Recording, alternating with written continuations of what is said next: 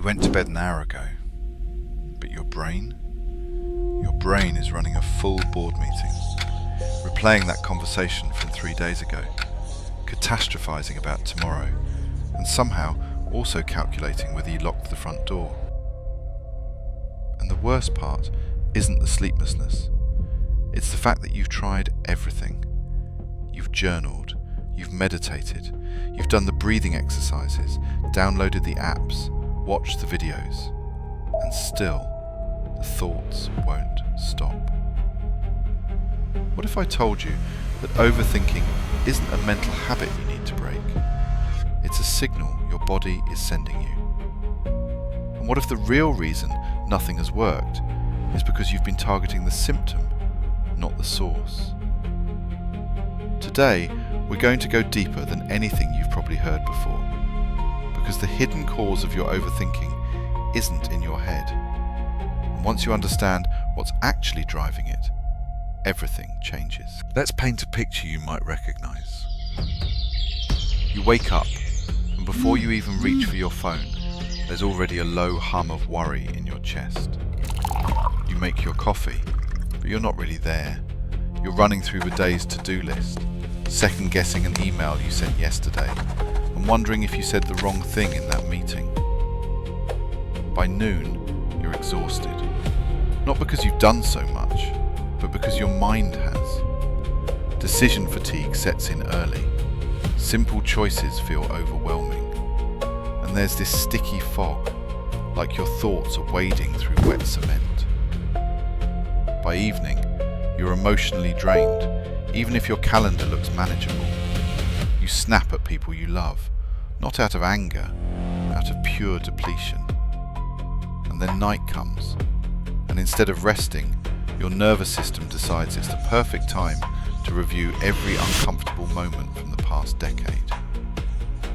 This is the overthinking loop. And if this is your daily reality, I want you to hear this clearly. You are not broken. You are not weak.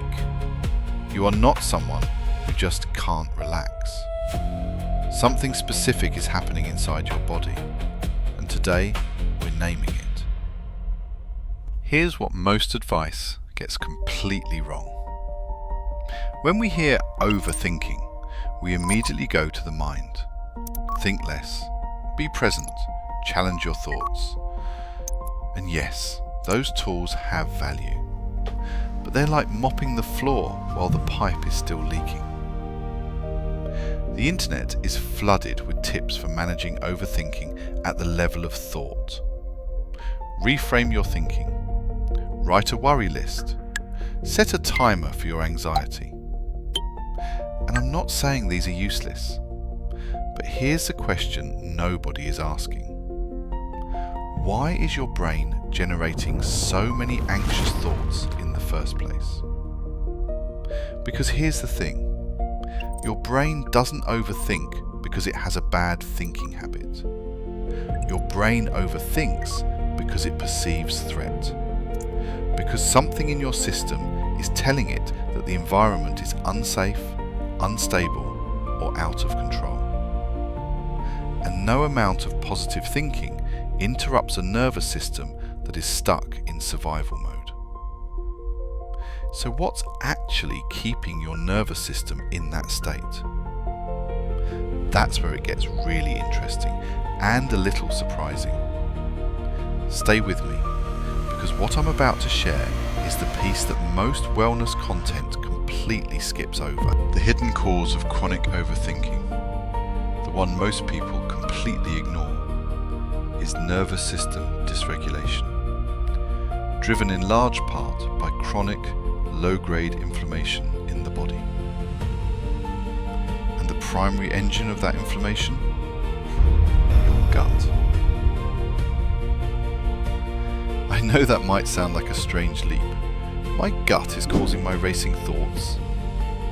But the science here is remarkably clear, and it's changing how we understand mental health entirely. There's a nerve called the vagus nerve.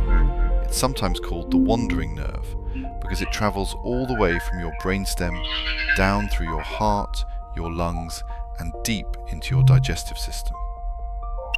And about 80 to 90% of the signals that travel along this nerve go from the gut up to the brain, not the other way around. Your gut also produces roughly 90% of your body's serotonin. Yes, the same neurotransmitter we associate with mood, calmness, and emotional regulation. When your gut is inflamed or imbalanced, that production is disrupted. And when serotonin is disrupted, your brain's ability to regulate fear, worry, and threat perception, that's disrupted too. Research published in journals like Nature Neuroscience and Psychosomatic Medicine shows that gut microbiome imbalance, called dysbiosis, is directly linked to heightened anxiety, intrusive thinking, and impaired emotional regulation. One landmark study from University College Cork found that specific gut bacteria actually influence the expression of GABA receptors in the brain, GABA being the neurotransmitter responsible for calming neural activity. Think of it like this. Your nervous system is an alarm system. When your gut is chronically inflamed, it's like the wiring of that alarm system is frayed. It starts sending false alerts, danger signals when there is no real danger. And your brain, trying to make sense of those signals, does what it does best. It thinks, and thinks, and thinks. So you're not overthinking because you're anxious. You're anxious because your body is sending distress signals upward, and your brain is desperately trying to find a reason for the alarm. The thought spirals are a symptom. The inflamed, dysregulated nervous system is the cause. Now here's where it gets personal, because there are things most of us do every single day that are quietly pouring fuel on this fire. The first one is ultra-processed food consumed regularly. Processed foods, high in refined sugar, seed oils, and artificial additives are among the most potent drivers of gut inflammation. This isn't about perfection. It's about understanding that what you're eating is directly affecting how you think. The second habit is chronic sleep fragmentation. Not just not getting enough sleep, but disrupted, poor quality sleep. During sleep, your brain activates what researchers call the glymphatic system, essentially a waste clearance process that flushes inflammatory proteins and neural debris from your brain. When you don't sleep deeply, inflammatory byproducts accumulate, and your nervous system starts the next day already overwhelmed. The third, and this one surprises almost everyone, is chronic digital overstimulation. Every ping, notification, and rapid-fire scroll pattern trains your nervous system to stay in high alert mode. A nervous system stuck in fight or flight cannot distinguish between a work email and an actual threat. So what do you actually do about this? Not quick fixes, real foundational shifts that address the root cause. Here are 4 evidence-based starting points. The first is physical, vagus nerve activation. One of the most effective ways to do this is extended exhale breathing. Breathe in for 4 counts. Exhale slowly for 8. Even 5 minutes done consistently begins to rewire your baseline anxiety level. Cold water on your face, humming, and gentle gargling also stimulate the vagus nerve. The second is nutritional. Feed your microbiome. Introduce more fermented foods, kimchi, kefir, plain yogurt, sauerkraut, miso. Alongside this, prioritize prebiotic fiber from foods like garlic, onions, leeks and oats. You don't need a supplement protocol. You need a plate that looks more like the earth grew it. The third is behavioral.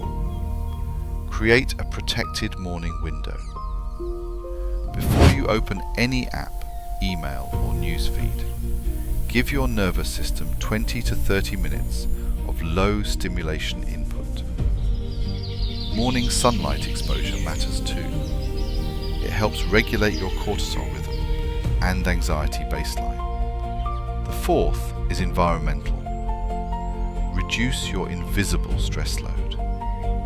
Constant background noise, poor air quality, irregular meals, too much caffeine late in the day, no natural light. These are all signals your nervous system interprets as danger.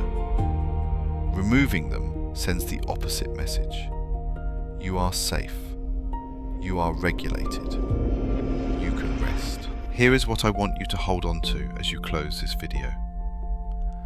The reason you felt stuck, the reason journaling helped a little but never enough, the reason meditation calmed you in the moment but didn't change the baseline, is because you were working on the surface of a problem that lives much deeper. Your overthinking is not a character flaw.